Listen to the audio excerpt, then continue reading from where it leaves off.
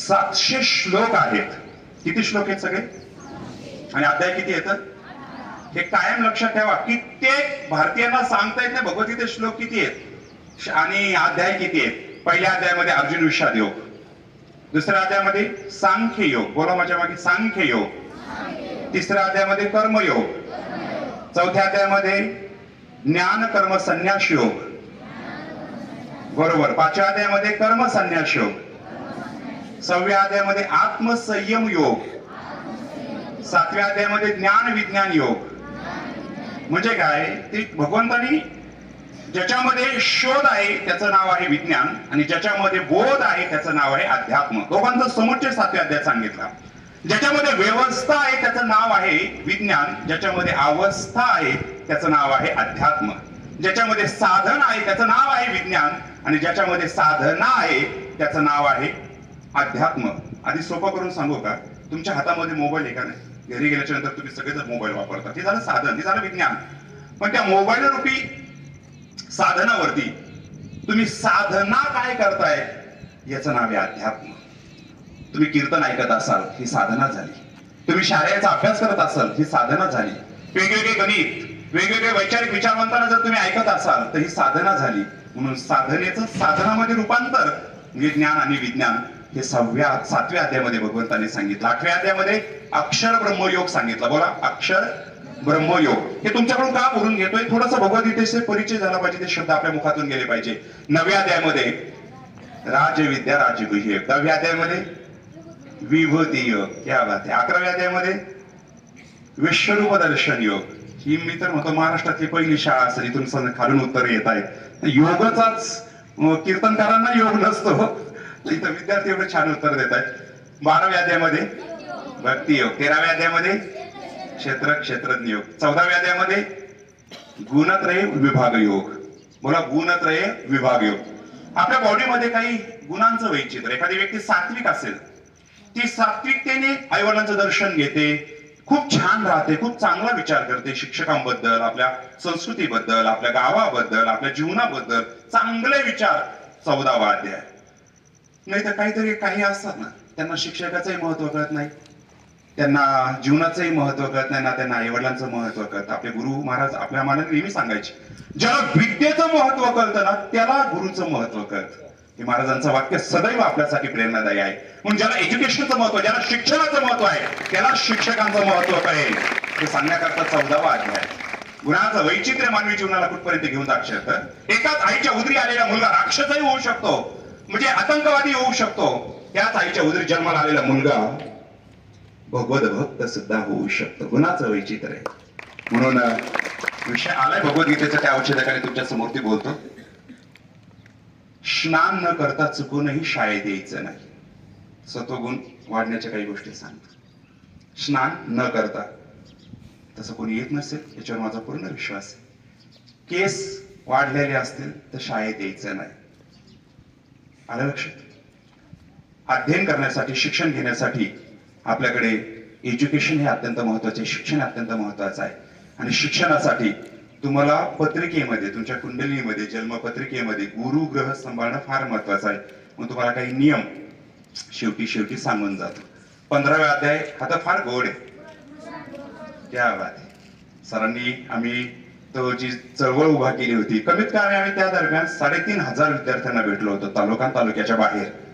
Sir आपण सगळेजण होतात, घोरपडे सर माझ्या बरोबर असायचे, मते सर होते आणि भूतकर सर तर कंटिन्यू बरोबर असायचे. एक अशी मोठी चळवळ उभा झाली होती. आश्चर्य तुम्हाला सांगतो, आम्ही भातुरीला गेलो होतो, सर माझ्या बरोबर होते. त्यावेळेस आम्ही भगवद्गीता 12 आणि 15 अध्याय ठेवला होता. कसेही श्लोक कोणताही 12व्या अध्यायातला 14वा श्लोक ते लगेच अनपेक्षा सण उत्तर द्यायचे. बरं शेवटचा शब्द विचारायचा ती सुरुवात सांगायची. आमचं डोकं बंद पडायचं की बरं शुद्ध कुठं चूक कुठे काढावी हे सुद्धा आम्हाला लवकर लक्षात येत नव्हतं. विशेष त्या भातोडी गावामध्ये एका मुस्लिम मुलीने गीतेचे दोन्ही अध्याय पाठ केले होते. शंकराचार्यांच्या हस्ते तिला पहिल्या पारितोषिक आपण महाराजांच्या तिथं आश्रमात तिला प्रदत्त केलं होतं. म्हणजे एवढं परिवर्तन होऊ शकतं जर मुलांच्या त्या चळवळीच्या माध्यमातून जर तुमच्या बरोबर उभं राहिलं. तुमचं माइंड इतकं फास्ट आहे, इतकं सुपर आहे. या वयामध्ये काही पाठांतर करून घ्या, ते दिव्यतेने जीवनामध्ये ह्या गोष्टी कोरल्या जातात. आणि म्हणून 14वा 15वा अध्याय 16वा अध्यायामध्ये दैवास्त्र संपत्ती विभाग योग, दैवी शक्ती.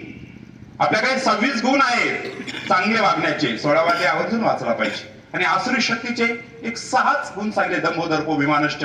वाईट नसलं झाल्याशिवाय चांगलं येणार नाही. आपण एखादी शेती करतो का, त्यावेळेस पहिले काय करतो, मशागत करतो का नाही, नांगरणी करतो, त्याच्यानंतर कोळपणी, सगळ्या गोष्टी करतो, नंतर पेरणी.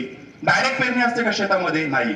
तसं तुम्हाला जो अभ्यास करायचा, जो स्टडी घ्यायचा, जे ज्ञान ग्रहण करायचंय, त्याकरता आपलं अंतकरण, आपलं माइंड, आपली बुद्धी इतकी तेजस्वी आणि इतकी व्यवस्थित बनली पाहिजे, तरच ते ज्ञान त्या माइंड मध्ये राहू शकतं. याकरता ईश्वर आराधना, ग्रंथ वाचन, ज्ञानेश्वरी वाचन, भगवद्गीता वाचन, आई वडिलांचं दर्शन, कथा कीर्तन श्रवण करणं, सात्विक विचार करणं, ही त्या आपल्या बुद्धीची मशागत आहे. चांगलं राहणं, चांगले विचार करणं, गंध लावणं, सात्विक जीवन जगणं, किती मशागत आहे. तुम्ही क्लास 1 ऑफिसर होऊ शकतात या गोष्टी सांभाळल्या तर. आपली बुद्धी सांभाळता ते तितके ते विवेकेला जाऊ शकतात. 17व्या अध्यायामध्ये श्रद्धा विभाग योग आणि 18व्या अध्यायामध्ये मोक्ष संन्यास योग. भगवद्गीता तत्वज्ञानाच्या बाबतीत अतिउच्च शिखरावरती आहे. मी तर म्हणेल उत्तुंग शिखर भगवद्गीता आहे. त्या उत्तुंग शिखरावरचं नंदनवन भगवद्गीतेवरती लिहिलेली टीका नाम ज्ञानेश्वरी, हे त्या नंदनवरचं, त्या शिखरावरचं नंदनवन आहे. भगवद्गीता किती गोड आहे. भारताचं उदाहरण देत नाही. अमेरिकेच्या जवळ कॅनडा नावाचा देश. अमेरिका कुठे माहिती तुम्हाला? कुठे? पिंपळगाव आणि डोंगरगावच्या मध्ये. मग अमेरिका एक देश जो आपल्या बरोबर अपोजिट खालच्या बाजूला आहे. पृथ्वी गोल आहे. अमेरिकेच्या जवळ कॅनडा नावाचा देश आहे का? त्या कॅनडाचे राष्ट्राध्यक्ष, भूतपूर्व राष्ट्राध्यक्ष, ज्यांचं नाव ट्रायडू, डॉक्टरांकडे गेले. अचानक काहीतरी बॉडीमध्ये बदल होते. डॉक्टरांकडे गेले. डॉक्टरांनी सांगितलं ट्रायडूला की तुम्ही फक्त आणि फक्त 6 दिवस जगणार आहात, त्याच्यावरती 1 दिवस सुद्धा उजडणार नाहीये. तुम्ही 6 दिवस जगणार आहात. ट्रायडू घाबरले. साक्षात 6 दिवसानंतर मृत्यू. डॉक्टर करोडो रुपये तुमच्याकडे देतो, पण मला या मृत्यूतून वाचवा म्हटले. कमीत कमी 6 महिने तरी मला पुढे, 2-3 महिने तरी मला जिवंत ठेवा. अचानक मृत्यू समोर पाहिल्याच्या नंतर मला भीती दाटून आली मनामध्ये. काही करा पण मला वाचवा. डॉक्टर म्हटले, या देशाचा सगळ्यात टॉपचा डॉक्टर म्हटले, मी तुम्हाला वाचूच शकणार नाही. 6वा काय 7वा दिवस सुद्धा उजाडणार नाही. घरी आले. धर्मग्रंथाचं चिंतन व्हावं या अवच्छेदकाने. त्यांनी कुराण वाचता समाधान झालं नाही, बायबल वाचता समाधान झालं नाही. 3ऱ्या दिवशी त्यांच्या हातामध्ये भगवद्गीतेचा इंग्रजी अनुवाद आला. पहिला अध्याय अर्जुन विषाद योग वाचला. अर्जुन विषाद योगामध्ये 3 स्थिती आहेत. एक परिस्थिती, एक मनस्थिती, एक आत्मस्थिती. अर्जुन युद्ध करण्याकरता समोर नकार देतोय. भगवान श्रीकृष्ण सांगतात परिस्थितीचा परिणाम तुझ्या मनस्थितीवरती झालाय, परिणाम तुझी आत्मस्थिती बिघडली ना, आनंद बिघडला. ज्या व्यक्तीचा परिस्थितीचा परिणाम मनस्थितीवरती होतो, ती माणसं या जीवन चक्रामध्ये जीवन व्यवस्थित जगू शकत नाहीये. परिस्थिती कशी कोणत्या रूपाने आपल्या समोर येईल. श्री गुरु महाराज सांगतात जीवन म्हणजे एक समस्या आहे. एक सोडली का दुसरी उभा राहणं, त्या समस्याला बाजू करणं म्हणजे जीवन आहे. म्हणून कोणत्याच परिस्थितीचा भविष्य काळामध्ये तुमच्यावरती परिणाम झाला नाही पाहिजे. तुम्ही 10वी नंतर कॉलेजला जाल, पुढे महाविद्यालयामध्ये जाल, वेगवेगळे डिग्री शिक्षण घ्याल, अभियांत्रिक शिक्षण घ्याल, वेगवेगळ्या एज्युकेशनच्या शाखेमध्ये जाल, पण माझं वाक्य सदैव कायनावरती ठेवा, परिस्थितीचा परिणाम मनस्थितीवरती होऊ देऊ नका. इथून पुढचा काळ फार अवघड आहे. डिप्रेशन मध्ये मुलं जात आहेत, मुली जात आहेत. परिणाम आत्महत्येवरती सध्या बऱ्यापैकी युवा पिढी चालली. दुर्दैव आहे. म्हणून परिस्थितीचा परिणाम मनस्थितीवरती न होऊन देणारं सांगणारं तत्वज्ञान म्हणजे भगवद्गीता आहे. म्हणून भगवद्गीता आपल्या जवळ पाहिजे. डॉक्टरांनी सांगितलं, त्यांनी भगवद्गीता वाचायला घेतली. पहिला अध्याय संपला. 2ऱ्या अध्यायामध्ये आले. 2रा अध्याय इतका गोड आहे. 2ऱ्या अध्यायाने सांगितलं तुम्ही शरीर नाहीये, तुम्ही आत्मा आहात. आत्माला ना कोणी जाळू शकतं, कोणी मारू शकतं ना. आत्मा मरतही नाही. न जायते म्रियते वा कदाचित नाय भूत्वा भविता वान भूया. त्याला कोणी जाळू शकत नाही, शस्त्र कापू शकत नाही. नैनम छिंदन्ति शस्त्रांनी नैनम दहति पावका न चैनंत्रे देंत पण शोषेति मारुतः. त्याला वारा सुटू शकत नाही आत्मतत्वाला. Death is the full stop between life and rebirth. ही गोष्ट लक्षात आल्याच्या नंतर ट्रायडूंना लक्षात आलं की मी तर शरीर नाहीये, मी आत्मा आहे आणि माझा प्रवास अखंड सुरू आहे. या देहात मला जे शरीर मिळालंय ते शरीर याच त्या जन्मात संपणार आहे. पुढच्या जन्माचं माझं शरीर वेगळाच, पण माझा प्रवास अखंड सुरू आहे. आणि आपल्याकडे कथा कीर्तनामध्ये आपण एक शब्द ऐकतो 84 लक्ष योनी, म्हणजे आपला प्रवास असा कंटिन्यू आहे. ही गोष्ट त्यांच्या लक्षात आली. मी तर अमर आहे म्हटले, मी शरीर नाहीये. भगवद्गीता डोक्यावरती घेतली आहे का?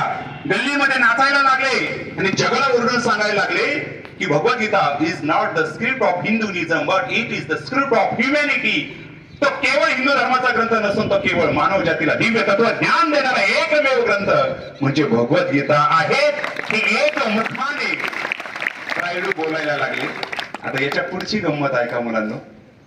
ज्या डॉक्टरने सांगितलं तर तुम्ही 6 दिवस जगणार आहेत, भगवद्गीता वाचायला लागल्याच्या नंतर तेच कॅनडा देशाचे भूतपूर्व राष्ट्राध्यक्ष ट्रायडू तिथून पुढे 6 वर्ष जगले. याचं नाव आहे भगवद्गीता. एवढी ताकद आहे त्या भगवद्गीतेमध्ये, एवढी दिव्यता आहे भगवद्गीतेच्या तत्वज्ञानामध्ये. अणुबॉम्बचा शोध कोणी लावला? छोटे छोटे प्रश्न आहेत, अवघड प्रश्न विचारणार नाही. मला सांगा मुलांना, आई आधी का मुलगा आधी? मुलींनो तुम्हाला नाही विचारला, मुलांना विचारलाय. आई आधी का मुलगा आधी? बरोबर, आई नसेल तर मुलगा होईल का? नाही. आता आमच्या इथं मागे दराडे शास्त्री महाराज बसते, त्यांची ज्ञानेश्वरी पूर्ण पाठ आहे. त्यांना एकदा मी विचारलं, तुम्हाला जोपर्यंत मुलगा झाला नाही तोपर्यंत तुमच्या पत्नीला कोणी आई म्हणत होतं का? ते म्हणले नाही. सर बरोबर आहे ना, मुलगा जोपर्यंत झाला नाही तोपर्यंत त्याने पत्नीला कोणी आई म्हणेल का? नाही. मग आई म्हणण्याकरता आई शब्द कधी जन्माला येतो? अगोदर मुलगा किंवा मुलगी. मी प्रश्न काय विचारला होता? आई आधी का मुलगा आधी? जाऊ दे, सोपा, एकदम सोपा प्रश्न विचारतो.